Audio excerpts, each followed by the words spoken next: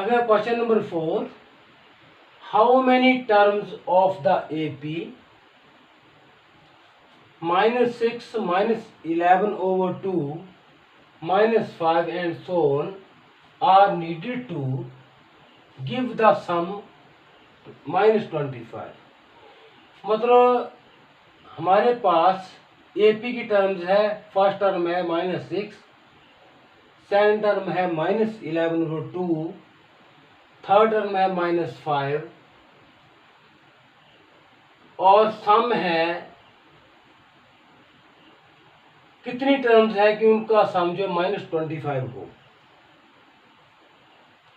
तो सॉल्यूशन है, here in given AP A equal to -6, first term is denoted by A, that is equal to -6। D common difference -11/2 minus of -6 तो plus हो जाएगा और 1/2 आ गया। पहले इन्होंने AP बोला कि AP है, तो हमें बार बार चेक नहीं करना है, हमें एक ही टर्म अगली टर्म से पीछे को घटाना है, क्योंकि ऑफ द AP पहले बोला हुआ है, तो हमने बार बार इसको मतलब डिफरेंस को निकालना नहीं है, एक टर्म को घटा करके हमें पता चल जाएगा कि ये AP है। तो AP का कॉमन डिफरेंस 1/2 आ गया। Sum up to n terms, इसका फार्मूला होता है n/2, आपको लिखवाया है पहले मैंने, 2a + n - 1 × d। a है फर्स्ट टर्म और d है कॉमन डिफरेंस। कॉमन डिफरेंस यहाँ पर 1/2 आया है। अब यहाँ बोला क्या है, गिव द सम -25। तो सम का formula Sn n/2 2a + n - 1 × d। ये फार्मूला आपको मैंने बताया है कि इसको याद करना है। अब sum up to n terms is -25 equal to n/2 2 × a है -6, n - 1 × d है 1/2।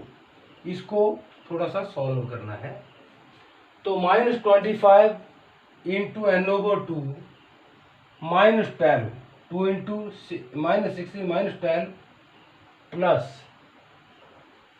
प्लस यहाँ पर लगेगा प्लस n - 1/2। इसको ऐसा लिखा है, वैसे लिखा तो ठीक है। -25 n/2 2 cross multiply -24 plus n - 1/2। -25 plus n/4, ये 2 बार आ सकता है, n/4 या क्रॉस मल्टीप्लाई करें तो n से n कैंसिल भी हो सकता है। n/4 -25 -24 -1 that is -25 plus n। अब इसको क्रॉस मल्टीप्लाई कर दिया, -100 equal to -25n and plus n square. n के साथ मल्टीप्लाई कर दिया, इसको क्रॉस मल्टीप्लाई कर लिया, n square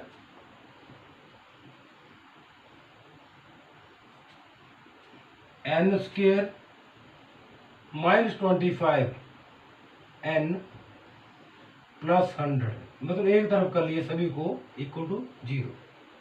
n square -20n। अब फैक्टराइजेशन की, ये n स्क्वायर में क्वाड्रेटिक इक्वेशन बन गई है। अब इसका फैक्टराइजेशन की, -20n -5n प्लस 100 और n × n - 20 -5 कॉमन ले लिया, n - 20 इक्वल टू 0। अब यहाँ से आप फैक्टर ले सकते हैं, n - 20 n - 5, either n is equal to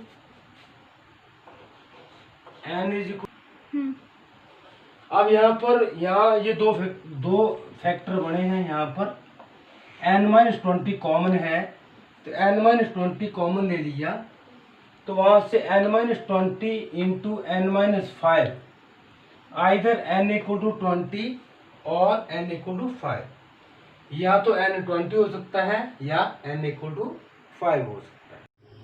अब है हमारा question number 5। In an AP, if the pth term is 1/q and the qth term is 1/p, prove that the sum of first pq terms is 1/2 into pq plus 1, where p is not equal to q। अब यहां हमें दिया हुआ है कि sum of pth term is 1/q, तो pth term को निकालने का फार्मूला क्या है? Tp equal to a plus p minus 1। जैसे हम nth टर्म निकालते हैं तो nth टर्म के लिए क्या होता है? a plus n minus 1 into D. अब हम pth टर्म निकाल रहे हैं तो pth टर्म को निकालने का फार्मूला क्या है? a plus p minus 1 into D. जो जितने भी टर्म निकाल रहे हैं उसमें से एक माइनस 1 और इंटू डी प्लस a। तो it is given Tp, pth term is 1/q, तो यहाँ पर 1/q आ गया, is equal to a plus p minus 1 into d. इसको नंबर 1 में डाल दिया। इसी ढंग से qth term is 1/p and 1/p is equal to a plus q minus 1 into d, क्योंकि ये qth टर्म है। तो qth टर्म को निकालने का फार्मूला क्या होता है? a plus q minus 1 into d. तो हमें ये दिया हुआ है कि वो 1/p के बराबर है, तो ये इक्वेशन नंबर 1 आ गई, ये इक्वेशन नंबर 2 आ गई। अब सब्ट्रैक्टिंग 2 फ्रॉम 1, इसमें से इसको सब्ट्रैक्ट कर दिया तो 1/q minus 1/p is equal to a plus pd minus d, a plus pd minus d, और minus of a minus qd plus d, मतलब माइनस कर दिया मैंने इन दोनों को और आपस में इसको डी के साथ मल्टीप्लाई भी कर दिया। तो अब देखो a प्लस का है, a माइनस का है, ये आपस में कैंसिल हो जाएगा। d माइनस का है, d प्लस का है, ये भी आपस में कैंसिल हो जाएगा। तो आपके पास क्या बचा? 1/q minus 1/p is equal to pd minus qd।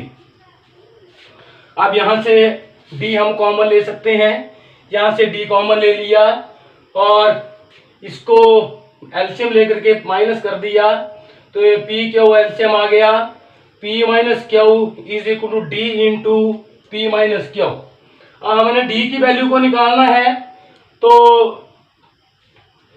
1 minus P Q को परे ले गए तो पी क्यू से पी क्यू आपस में कैंसिल हो गया, तो d is equal to 1/p q. D की वैल्यू हमारे पास 1/p क्यू आ गई।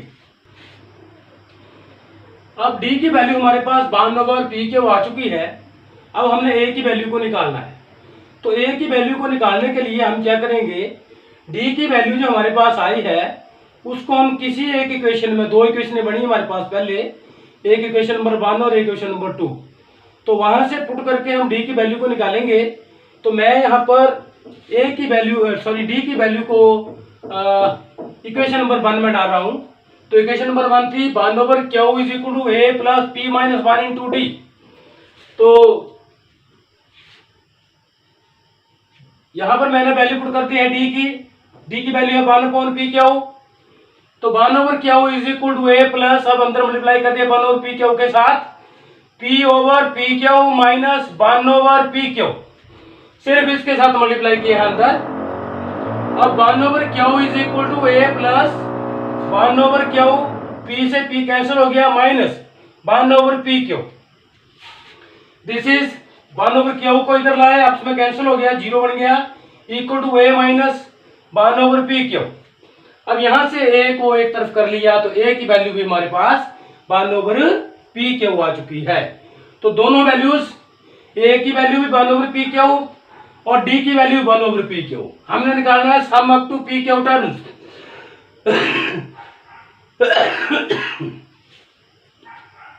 तो sum up to p q terms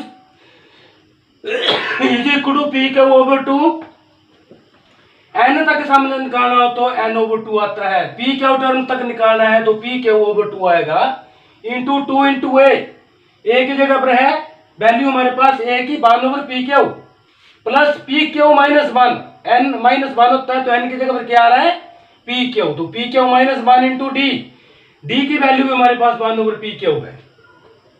अब इसको कुछ नहीं किया, सिंपलीफाई किया है। मैंने क्या किया है, पहले अंदर पी क्यू से मल्टीप्लाई कर दिया है, तो मल्टीप्लाई करने पर अब यहाँ p q over p q minus 1 over p q आ चुका है। अब ये 2 ओवर पी क्यू है, ये माइनस 1 ओवर पी क्यू है, यहाँ से 1 ओवर पी क्यू बच जाएगा और यहाँ से पी क्यू उसमें कैंसिल होकर के बार बन जाएगा, तो p q over 2 into 1 over p Q plus 1। अब अंदर मल्टीप्लाई कर दिया पी क्यू ओवर 2 के साथ, तो पी क्यू से पी क्यू कैंसिल हो जाएगा, तो ये 1 ओवर 2 आ गया plus P q over 2 multiply करने पर। अब हम क्या करेंगे, 1 ओवर 2 कॉमन ले लिया, तो 1 ओवर 2 कॉमन लेने पर यहाँ से हमारे पास 1 बच गया, 1 प्लस पी क्यू, ठीक है। तो इसको हम दूसरे रूप में जैसे हमें दिया हुआ है 1 over 2 into P Q plus 1, और यही हमने प्रूव करना था, हेंस प्रूव्ड।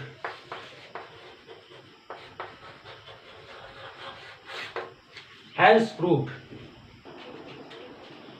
अब हमारा क्वेश्चन नंबर 6 है, if the sum of a certain numbers of terms of the AP 25, 22, 19 इज 116, फाइंड द लास्ट टर्म।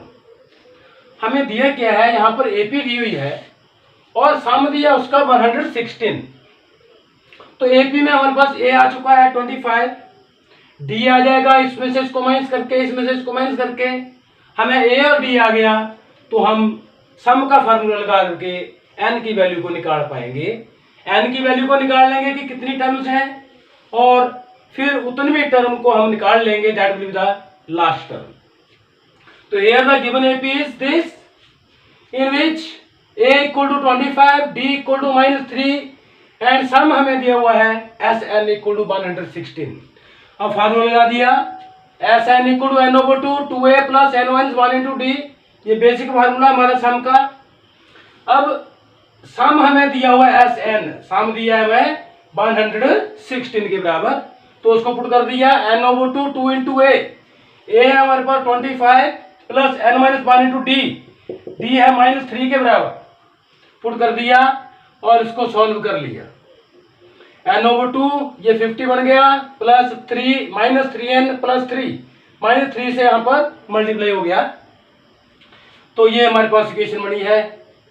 2 को इधर लाए, 232 आ गया, 50N N से मल्टीप्लाई कर दिया अंदर, -3N square plus 3N square minus 53N plus 232।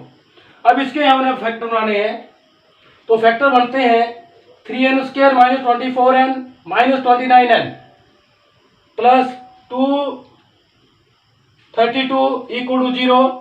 इन दोनों का अगर हम सम करेंगे तो इसके बराबर बनेगा, और मल्टीप्लिकेशन इन दोनों की मल्टीप्लिकेशन के बराबर बनेगी। तो अब यहां से 3N कॉमन ले लिया, 3N कॉमन लेने पर N माइनस 8 बच गया, -29 यहाँ से ले लिया, तो 29 कॉमन लेने पर N माइनस 8 इक्वल टू 0। अब दो वेक्टर बन चुके हैं, 3N minus 29 and N minus 8 equal to 0। Either N is equal to 29 over 3 और N equal to 8, but N हमारा 29 ओवर 3 नहीं हो सकता है, बिकॉज N जो होगा हमारा नेचुरल नंबर्स में होगा, 1 2 3 4 5 6 7 8 9, क्योंकि टर्म्स हमारी 1 से स्टार्ट होती है, तो n इक्वल टू 8। अब n हमारा आ चुका है, अब हमने लास्ट टर्म को निकालना है n इक्वल टू 8 पुट करके।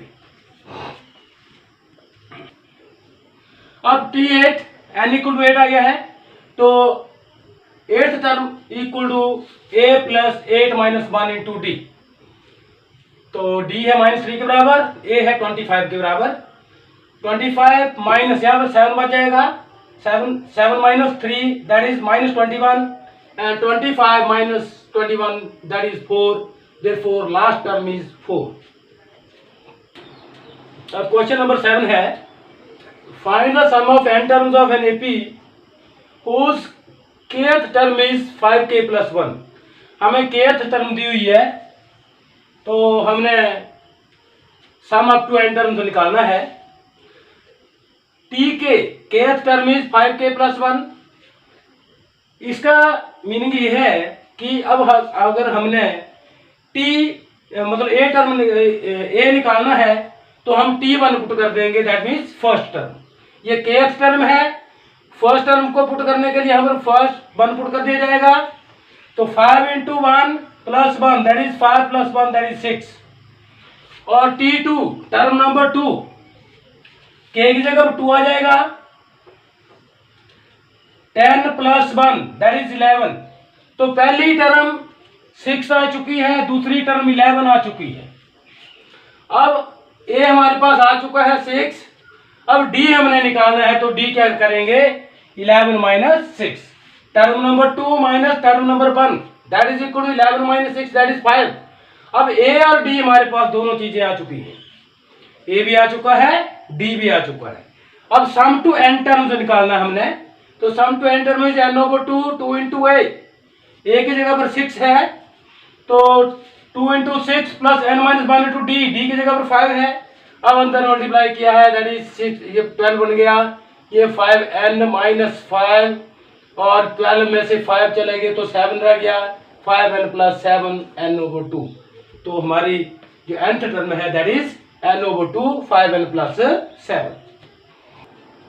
Question number 8, if the sum of n terms of an AP is Pn plus Qn square where P and Q are constants, find the common difference।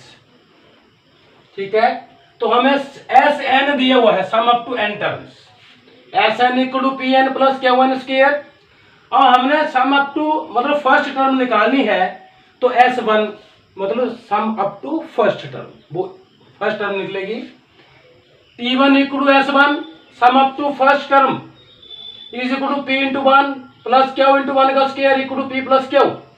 मतलब हमें suppose कर लेते हैं हमारे पास 2 4 6 8 plus 100।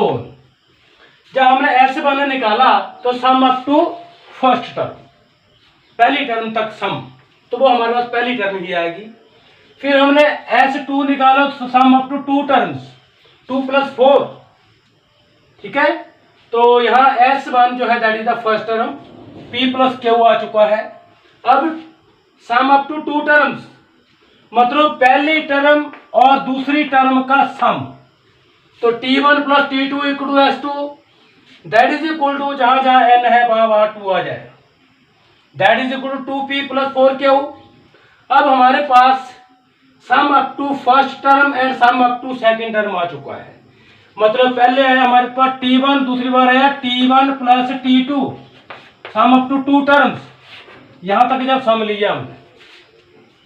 ठीक है, तो अब हमने टर्म निकालनी है, टर्म दूसरी टर्म क्या होगी, तो sum up to 2 terms minus sum up to first term, तो T1 plus T2 minus T1, इसको आपस में माइनस कर दिया। तो माइनस करने पर हमारे पास जैसे इसका सम है 6 बनता है, तो पहली टर्म हमारे पास 2 है, सम 2 के बराबर है, दूसरा सम जो है हमारा 6 बन रहा है। तो 6 में से 4 घटाएंगे तो दूसरी टर्म आ जाएगी, 6 में से 2 घटाएंगे तो दूसरी टर्म आ जाएगी हमारे पास। इसी ढंग से यहाँ पर हो रहा है कि sum up to 2 terms minus sum up to first term. तो हमारे पास T1 प्लस T2 की वैल्यू ऊपर आ चुकी है 2P plus 4Q minus T1 की वैल्यू आ चुकी है P प्लस Q।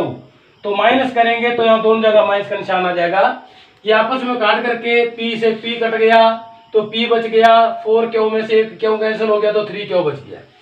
तो T2 हमारे पास आ चुका है, टर्म नंबर 1 और टर्म नंबर 2 दोनों हमारे पास आ चुके हैं। हमने डिफरेंस निकालना है, तो टर्म नंबर 2 में से टर्म नंबर 1 को लेस करेंगे, तो term number 2 minus term number 1 that is 2Q and it is the common difference, therefore the common difference of AP is 2Q। Question number 9, the sum of n terms of two arithmetic progressions are in the ratio 5n plus 4 is to 9n plus 6. Find the ratio of 18th term. तो हमें दिया क्या है, हमें sum of n terms of two arithmetic progression का ratio दिया है, that is 5n plus 4 is to 9n plus 6।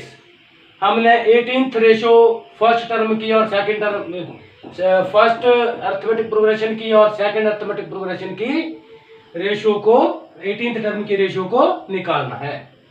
तो let a1 d1 be the first term and common difference of first arithmetic progression and a2 and d2 be the first term and common difference of second ap।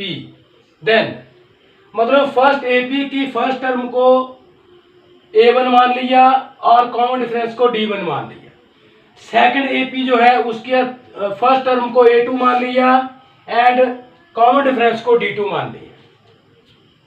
तो sum up to n terms of first ap, ये s1 जो है it stands for sum of n terms of first ap, that is n/2 2a1 plus n-1 into d1। और इस तरह से s2 sum up to n terms of second ap, that is n/2 2a2 plus n-1 into d2। अब इसकी ratio दी है sum up to n terms of first ap over some up to n terms of second ap। तो इनकी दोनों की ratio ले ली है, इसके साथ इसको डिवाइड कर दिया, n/2 के साथ n/2 कैंसिल हो गया और is equal to 5n plus 1 over 9n plus 6। ये रेशियो दी है, हमें रेशियो लगा दिया, n/2 से n/2 कैंसिल हो गया, हमारे पास बचा 2a1 plus n-1 into d1 over 2a2 plus n-1 into d2 is equal to 5n plus 1 over 5n plus 6। हमारे पास 2a1 plus n-1 into d1 over 2a2 plus n-1 into d2 equal to 5n plus 1 over 9n plus 6 ये आ चुका है ratio. This is equation number 1। मैंने पहले नहीं डाला था, अभी इक्वेशन नंबर 1 डाल लेना। अब हमें निकालना क्या है, ratio of the 18th term of first AP and 18th term of the second AP, इन दोनों की रेशियो है वो हमें निकालनी है। तो 18th टर्म कैसे निकालते हैं, a1 plus 18 minus 1 into d1। तो 18 माइनस 1 इज 17 d1, इसे a2 plus 17 d2 multiplying numerator and denominator by 2। यहाँ भी 2 से मल्टीप्लाई, यहाँ भी 2 से मल्टीप्लाई। ये 2 से इसलिए मल्टीप्लाई हो रहा है क्योंकि हमने यहाँ पर जिसको जाकर के कंपेयर करना है इसके साथ। तो 2a1 2a2 ऐसा आना चाहिए यहाँ पर, इसलिए 2 से मल्टीप्लाई किया गया है।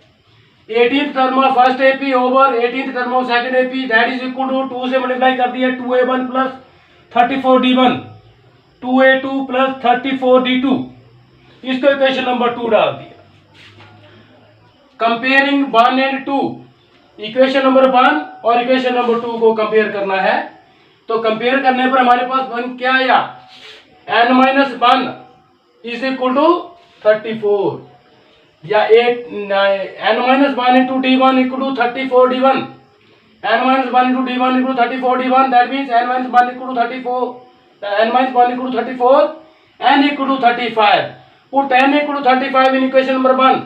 इक्वेशन नंबर 1 में हमने n को 35 पुट कर दिया। तो क्या बना, 2a1 plus 35 minus 1 into d1, n की जगह 35 आ जाएगा, is equal to 5 into 35 plus 1 over 9 into 35 plus 6। तो इसको मल्टीप्लाई करके देख लेना, प्लस करके 1 इंटू 79 ओवर 321 आएगा और 2a1 plus 34 d1 2a2 plus 34 d2। अब यहाँ से हमारे पास 2 कॉमन आ जाएगा, यहाँ से भी 2 कॉमन आ जाएगा, यहाँ से भी 2 कॉमन आ जाएगा, वो 2 और 2 आपस में कैंसिल हो जाएगा। हमारे पास आ गया a1 plus 17 d1 over a2 plus 17 d2 is equal to 179 over 321।